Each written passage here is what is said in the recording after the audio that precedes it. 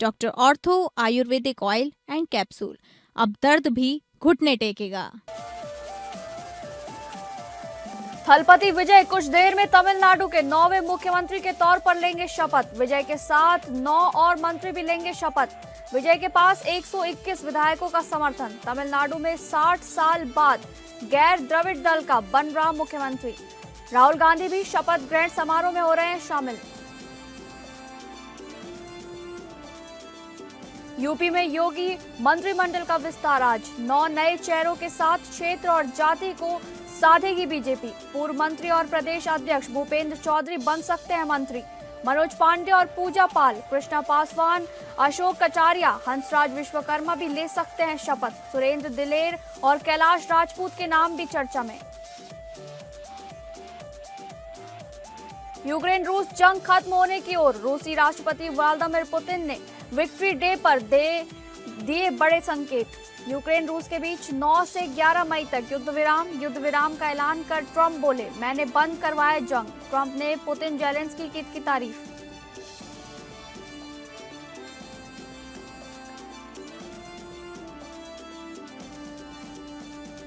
नमस्कार, आप सभी का स्वागत है इस बुलेटिन में। मैं हूं आपके साथ शालिनी राणा। शुरुआत करेंगे बुलेटिन की बड़ी खबर से। तमिलगा वेत्री कचगम यानी कि टीवी के चीफ और एक्टर से नेता बने जोसेफ विजय तमिलनाडु के नए मुख्यमंत्री होंगे। विजय सुबह 10 बजे राज्य के 9वें मुख्यमंत्री के तौर पर शपथ लेने वाले हैं। विजय चेन्नई के जवाहरलाल नेहरू स्टेडियम पहुंच चुके हैं। वहीं राहुल गांधी भी चेन्नई पहुंच गए हैं। विजय के साथ 9 और मंत्री भी शपथ लेने वाले हैं। इनमें एन आनंद, आदव अर्जुन, डॉक्टर केजी अरुणराज, के सेंगोटेयन, पी वेंकटरमण और निर्मल कुमार राजमोहन, डॉक्टर टी के प्रभु, सेल्वी एस कीर्तना का नाम शामिल है। इससे पहले विजय ने शनिवार को राजभवन पहुंचकर राज्यपाल राजेंद्र विश्वनाथ आर्लेकर को टीवी के, कांग्रेस, सीपीआई, सीपीएम, वीसीके और आईयूएमएल के 121 विधायकों के समर्थन पत्र सौंपे। इसके बाद राज्यपाल ने उन्हें सरकार बनाने का न्योता दिया। विजय की 2 साल पुरानी पार्टी टीवीके ने अपने पहले ही विधानसभा चुनाव में 234 में से 108 सीटें जीतकर बड़ा रिकॉर्ड बनाया है। सहयोगी दलों के समर्थन के बाद विजय के पास अब 121 विधायकों का समर्थन है, जबकि बहुमत का आंकड़ा 118 है। तमिलनाडु में 1967 के बाद यानी करीब 60 साल बाद गैर द्रविड़ दल का मुख्यमंत्री होगा। इससे पहले 1967 तक कांग्रेस सरकार में एम भक्तवत्सल मुख्यमंत्री थे।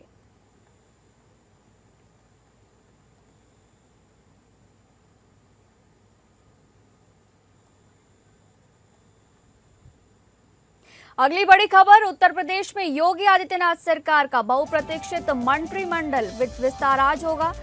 योगी आदित्यनाथ के दूसरे कार्यकाल का ये आखिरी विस्तार हो सकता है, क्योंकि अगले साल की शुरुआत में विधानसभा के चुनाव होने हैं। इस विस्तार में क्षेत्र और जाति का विशेष ख्याल रखकर नए चेहरों को जगह दी जा सकती है। सूत्र बता रहे हैं कि पुराने मंत्रियों को हटाए बिना 6 नए मंत्रियों को मंत्रिमंडल में जगह दी जा सकती है। कहा जा रहा है कि इस विस्तार में अवध और पश्चिम को ज्यादा तवज्जो मिल सकती है, क्योंकि खुद पीएम मोदी पूर्वांचल से सांसद हैं। इनके अलावा सीएम योगी आदित्यनाथ और बीजेपी प्रदेश अध्यक्ष पंकज चौधरी भी पूर्वांचल से ही हैं। जिन चेहरों को मंत्रिमंडल में जगह मिल सकती है, उनको लेकर कई तरह के कयास लगाए जा रहे हैं। इसमें सबसे बड़ा नाम पूर्व मंत्री और पूर्व प्रदेश अध्यक्ष भूपेंद्र चौधरी का है। भूपेंद्र चौधरी योगी कैबिनेट में मंत्री भी रहे हैं। हालांकि प्रदेश अध्यक्ष बनने के बाद उन्होंने मंत्री पद से इस्तीफा दे दिया था। वर्तमान में भूपेंद्र चौधरी एमएलसी हैं और उनका कार्यकाल साल 2028 तक है। जिन चेहरों को मंत्रिमंडल में जगह मिल सकती है, उनको लेकर कई तरह के कयास लगाए जा रहे हैं। इनमें सबसे बड़ा नाम पूर्व मंत्री और प्रदेश अध्यक्ष भूपेंद्र चौधरी का ही बताया जा रहा है। भूपेंद्र चौधरी योगी कैबिनेट में मंत्री हैं। समाजवादी पार्टी से बगावत करने वाले मनोज पांडे रायबरेली जिले की ऊंचाहार सीट से विधायक हैं। मनोज पांडे ब्राह्मण हैं और अवध क्षेत्र से आते हैं। वहीं पूजा पाल कौशाम्बी जिले की चायल सीट से गडेरिया समाज की महिला विधायक हैं। राजू पाल की पत्नी पूजा पाल समाजवादी पार्टी से विधायक थी, लेकिन अतीक अहमद की हत्या के बाद उन्होंने खुलकर सीएम योगी के पक्ष में बयानबाजी की थी। इससे नाराज होकर सपा ने उन्हें पार्टी से बाहर का रास्ता दिखा दिया था। बीजेपी के विधायकों में प्रमुख नाम कृष्णा पासवान, अशोक कटारिया, हंसराज विश्वकर्मा, सुरेंद्र दिलेर और कैलाश राजपूत का बताया जा रहा है। कृष्णा पासवान फतेहपुर की खागा सीट से बीजेपी के विधायक हैं। बीजेपी के संगठन में भी कृष्णा पटेल काम कर चुकी हैं। वहीं अशोक कटारिया विधान परिषद सदस्य हैं और उनका कार्यकाल 2030 तक है। अशोक कटारिया गुर्जर बिरादरी से आते हैं। ओबीसी समाज से आने वाले हंसराज विश्वकर्मा पीएम मोदी के संसदीय क्षेत्र काशी से हैं और वर्तमान में एमएलसी हैं। बात करें जातीय और क्षेत्रीय संतुलन की तो बीजेपी अगले साल के विधानसभा चुनाव को देखते हुए अनुसूचित जाति और ओबीसी को खास तवज्जो देती दिख रही है। इसके अलावा हाल फिलहाल के ब्राह्मणों की नाराजगी को देखते हुए स्वर्ण समाज से ब्राह्मण नेता की किस्मत खुल सकती है। बीजेपी पासी बिरादरी और अनुसूचित जातियों को साधने की राजनीति के तहत एससी वर्ग से नेताओं को जगह देने के पक्ष में खड़ी दिखाई देती है। बीजेपी को पता है कि समाजवादी पार्टी पीडीए के रथ पर सवार होकर उससे मुकाबला करेगी। ऐसे में जातियों को साधना बीजेपी की रणनीति का अहम हिस्सा है। ओबीसी के अलावा अनुसूचित जातियों को साधना बीजेपी की प्राथमिकता है। दलित वोटों के छिटकने के वजह से लोकसभा चुनाव में नुकसान झेल चुकी बीजेपी विस्तार के जरिए एससी समाज को ये संदेश देने की पूरी कोशिश करेगी कि भागीदारी के मामले में बीजेपी में एससी समाज को कम तरजीह नहीं दी जाती। उधर यूपी के इस मंत्रिमंडल विस्तार को लेकर समाजवादी पार्टी के अध्यक्ष अखिलेश यादव ने तंज कसा है। अखिलेश यादव के सोशल मीडिया में लिखा है कि लगता है दिल्ली से पर्ची आ गई। वो इसी तंज के बीच महिला आरक्षण का मुद्दा उठाने की भी कोशिश करते हैं और कहते हैं कि महिलाओं को ज्यादा हिस्सा मिलना चाहिए। फिलहाल इस विस्तार में कौन कौन मंत्री होगा ये तस्वीर तो कल साफ होगी। साथ ही नजर इस पर भी रहेगी कि किसको कौन सा विभाग मिलता है।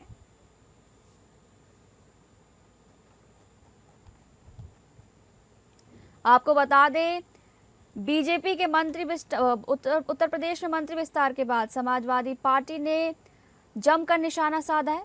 समाजवादी पार्टी पीडीए के रथ पर सवार होकर उसके मुकाबले करेगी। ऐसे में जातियों को साधना बीजेपी की रणनीति का अहम हिस्सा है। ओबीसी के अलावा अनुसूचित जातियों को साधना बीजेपी की प्राथमिकता है। इसी खबर पर ज्यादा जानकारी के साथ हमारे विशेष संवाददाता आनंद सिंह हमारे साथ जुड़ गए। आनंद, बताइए क्या कुछ इस मीटिंग में हो सकता है, मंत्री विस्तार की मीटिंग में?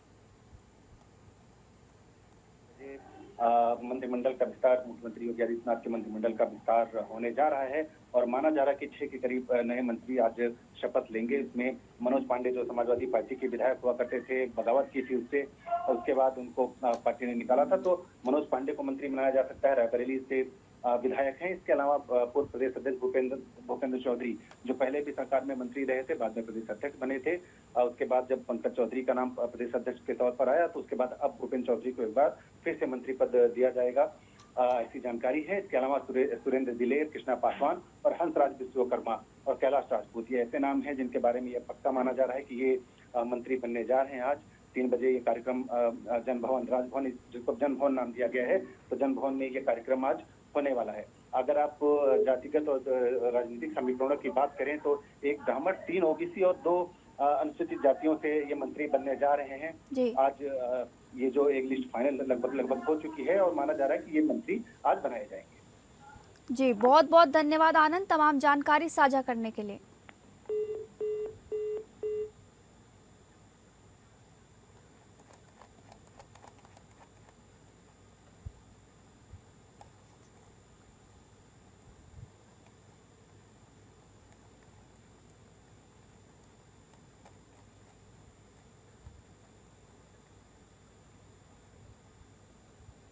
अगली खबर, उत्तर प्रदेश में नेशनल क्राइम रिकॉर्ड ब्यूरो की ताजा रिपोर्ट आते ही सियासत गर्मा गई है।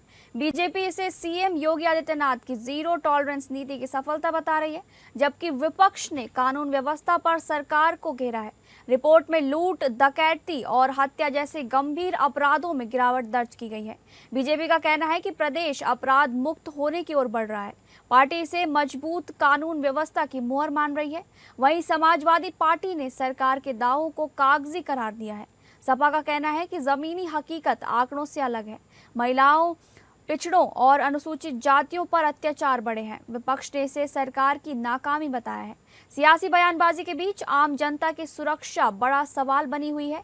बीजेपी इसे सुशासन का सर्टिफिकेट बता रही है, तो वहीं विपक्ष विफलता का दस्तावेज। एनसीआरबी के आंकड़े अपनी कहानी कह रहे हैं, लेकिन दावों और आरोपों की इस जंग में जनता ही तय करेगी कि यूपी की कानून व्यवस्था में कितना सुधार हुआ है। हुए हैं जो टोटल आईपीसी बीएनएस के जो भी अपराध घटित हुए हैं वो 12.14% यूपी में घटित हुए हैं। 35,44,000 के सापेक्ष 4,30,552 है, जबकि यूपी की आबादी देश की 17% है। तो इस मामले में इस मायने से अगर देखा जाए तो उत्तर प्रदेश में जो ऑल इंडिया एवरेज है उससे अपराध स्थिति बहुत बेहतर है। एनसीआरबी के ताजा आंकड़े इस बात की गवाही दे रहे हैं कि कैसे उत्तर प्रदेश में योगी आदित्यनाथ जी के मुख्यमंत्री बनने के बाद से कैसे बड़े परिवर्तन हुए, वरना सपा बसपा शासनकाल में कैसे उत्तर प्रदेश में रोज अपराध की घटनाएं मीडिया की सुर्खियां बना करती थी।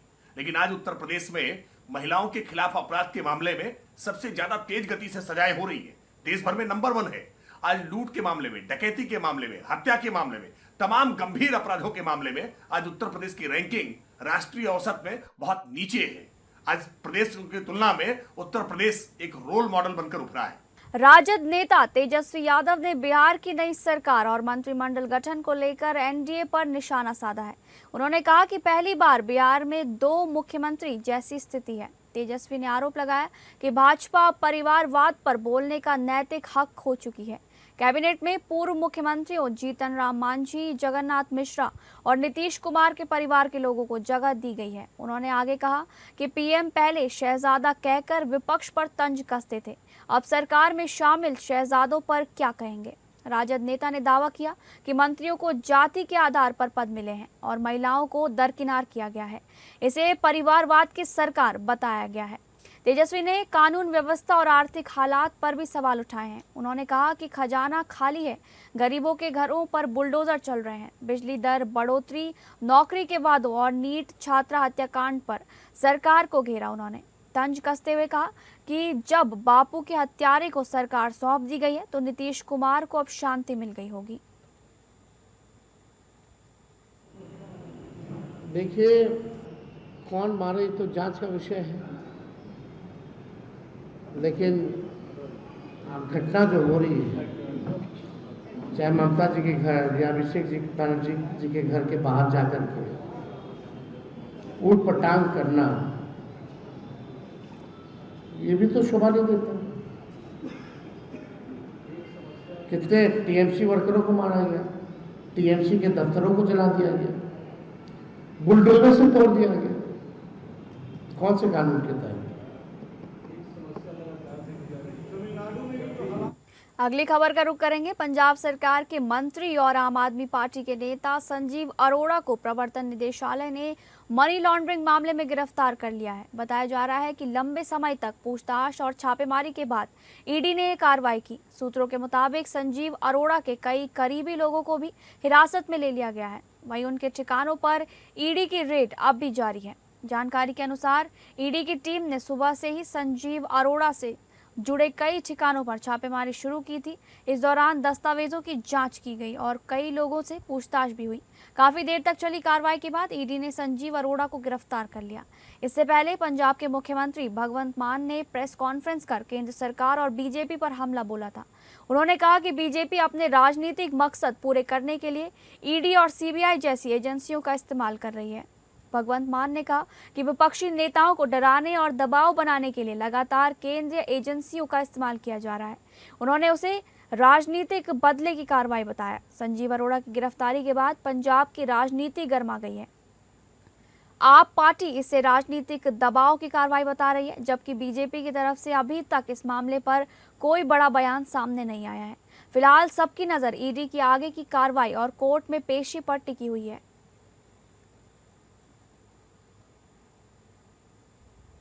पंजाब को खासकर मोदी जी टारगेट कर रहे हैं। पंजाब के लोगों के साथ धक्का किया जा रहा है, पंजाब के लोगों के साथ नाइंसाफी की जा रही है, पंजाब के लोगों को कुचलने की कोशिश की जा रही है, पंजाब के लोगों के साथ अन्याय किया जा रहा है। पिछले 4 साल में मोदी जी ने पंजाब में पहले 3 काले कानून लाने की कोशिश की। पंजाब के किसानों के विरोध के सामने मोदी जी को झुकना पड़ा। पिछले 4 साल से ग्रामीण विकास का हजारों करोड़ रुपया, जिससे मंडियों की गांव-गांव की सड़कें बननी होती हैं, वो प्रधानमंत्री जी ने रोक दिया। पूरे देश 'ਚ बीजेपी ਦਾ ਕੰਮ ਕਰਨ ਦਾ ਤਰੀਕਾ ਹੈ, ਉਹ ਹੁਣ ਪੰਜਾਬ ਨੂੰ ਚੱਲਣਾ ਪੈ ਰਿਹਾ ਹੈ। ਪਿਛਲੇ ਕੁਝ ਦਿਨਾਂ ਤੋਂ ED, CBI, income tax, election commission, ਇਹ 4-5 ਹਥਿਆਰ ਨੇ बीजेपी ਕੋਲ, ਜਿਨ੍ਹਾਂ ਦਾ ਰਾਜਨੀਤੀਕਰਨ ਹੋ ਗਿਆ। ਇਹ ਆਪਣੀ ਰਾਜਨੀਤੀ ਵਾਸਤੇ ਉਹਨਾਂ ਨੂੰ ਵਰਤਦੇ ਆਏ ਨੇ ਬਹੁਤ ਲੰਬੇ ਸਮੇਂ ਤੋਂ। अगली बड़ी खबर, रूस ने 9 मई को मॉस्को के रेड स्क्वायर पर विक्ट्री डे मनाया। नाजी जर्मनी पर सोवियत संघ की जीत और दूसरे विश्व युद्ध में मारे गए लोगों की याद में इस आयोजन से पहले अमेरिकी राष्ट्रपति डोनाल्ड ट्रंप ने रूस और यूक्रेन की लड़ाई में 3 दिन के युद्ध विराम का ऐलान किया था। ट्रंप ने युद्ध विराम का अपना अनुरोध स्वीकार करने के लिए रूसी राष्ट्रपति पुतिन और यूक्रेन के राष्ट्रपति जेलेंस्की की तारीफ भी की थी।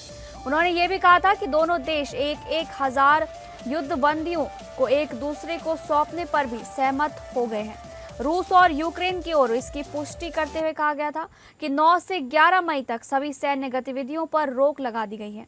रूसी राष्ट्रपति पुतिन ने कहा कि मुझे लगता है यूक्रेन की लड़ाई अब अंत की ओर बढ़ रही है। उन्होंने कहा कि स्लोवाकिया के फीको ने मुझे बताया कि यूक्रेन के राष्ट्रपति जेलेंस्की मुझसे मुलाकात के लिए तैयार थे। पुतिन ने आगे कहा कि हम किसी तीसरे देश से मुलाकात कर सकते हैं। उन्होंने जेलेंस्की से किसी तीसरे देश में मुलाकात के लिए दरवाजे खुले रखे, साथ ही एक शर्त भी रख दी। रूसी राष्ट्रपति ने स्पष्ट कहा कि ये मुलाकात तभी संभव है जब स्थायी शांति समझौते पर सहमति बन जाए। उन्होंने अमेरिका का उल्लेख करते हुए कहा कि बातचीत को आगे बढ़ाने में मदद के लिए हम अमेरिका के आभारी हैं, लेकिन ये केवल रूस और यूक्रेन का मामला है। रूसी राष्ट्रपति ने ईरान की जंग भी जल्द से जल्द समाप्त होने की उम्मीद जताई और चीन के साथ एक अहम समझौते के भी संकेत दिए। पुतिन ने कहा कि रूस और चीन एक अहम गैस और तेल समझौते के बहुत करीब है। गौरतलब है कि रूस और यूक्रेन के बीच 3 दिन के युद्ध विराम की क्रेडिट लेते हुए अमेरिकी राष्ट्रपति डोनाल्ड ट्रंप ने उम्मीद जताई थी कि ये युद्ध विराम इस लंबे और घातक युद्ध के अंत की शुरुआत साबित होगा।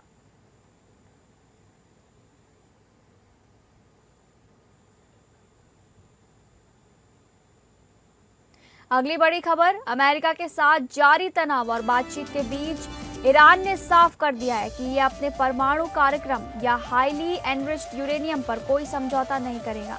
तेहरान ने यह भी कहा है कि अगर अमेरिका नाकेबंदी हटाता है तो ईरान हॉर्मुज़ स्ट्रेट को दोबारा खोल सकता है। ईरानी अधिकारियों का कहना है कि वे सभी मोर्चों पर युद्ध खत्म होने की स्थायी घोषणा चाहते हैं। उनका कहना है कि भविष्य में दोबारा युद्ध शुरू न होने की गारंटी भी मिलनी चाहिए। ईरानी अधिकारियों ने कहा है कि हॉर्मुज़ स्ट्रेट पर ईरान की संप्रभुता पर कोई बातचीत नहीं होगी। पिछले 24 घंटे में ईरान और अमेरिका के बीच तनाव फिर से चरम पर पहुंच गया है। ईरान ने अमेरिका को सीधी चेतावनी देते हुए कहा कि अगर उसने हॉर्मुज़ स्ट्रेट में दखल दिया तो क्षेत्र में जंग दोबारा शुरू हो जाएगी।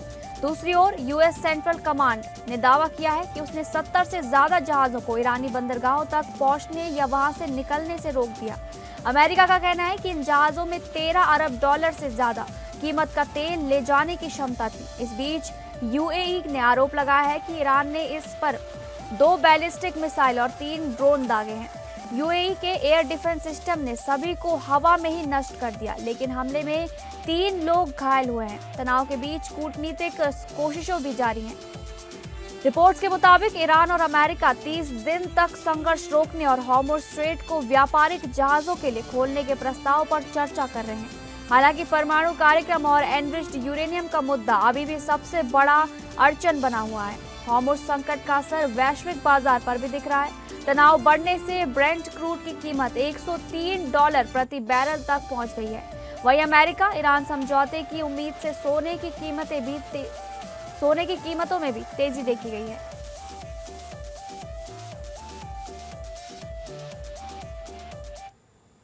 फिलहाल इस बुलेटिन में बस इतना ही। नमस्कार।